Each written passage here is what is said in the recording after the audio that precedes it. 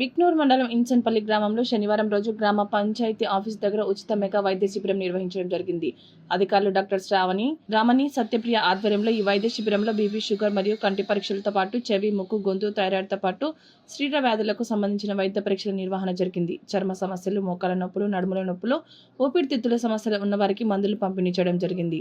సుమారు 130 మందికి sugar, BP టెస్టులు చేయడం జరిగింది. ఆపరేషన్ అవసరం ఉన్న వాళ్లకు 32 మందిని మెడిసిటీ హాస్పిటల్కు తరలించి ఉచిత ఆపరేషన్లు, ఆరోగ్య పరీక్షలు చేయడం జరుగుతుందని అన్నారు.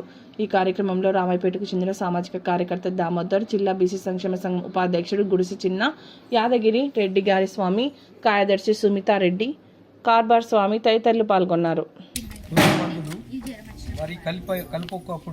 మళ్ళీ ఒకసారి మధ్యలో ఈనేటప్పుడు మళ్ళీ ఒకసారి గడ్డి ఇవన్నీ రకరకాల మందులు కొట్టడంతో ఆ ఫుడ్ మన కడుపులో పోయినాక వడ్ల ఇష్యూ కడుపులో పోయినాక దాంట్లో కూడా ఇన్స్పెక్షన్గా మారిపోతుంది మనుషులు.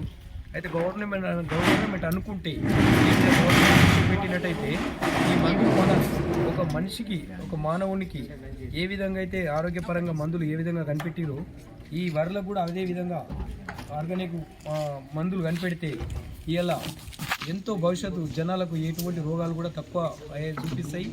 కానీ ఈ మందులు వాడడం వలన ఇది ఉచితంగా వస్తుందని చెప్పేసి, ఫ్రీగా చూస్తున్నారని చెప్పేసి చాలామంది వెనుక ముందు అవుతున్నారు. అలాంటి కాకుండా ప్రతి ఒక్కరు హెల్త్ పరంగా మందులు వాడాలని నేను కోరుతున్నాను. Thank you.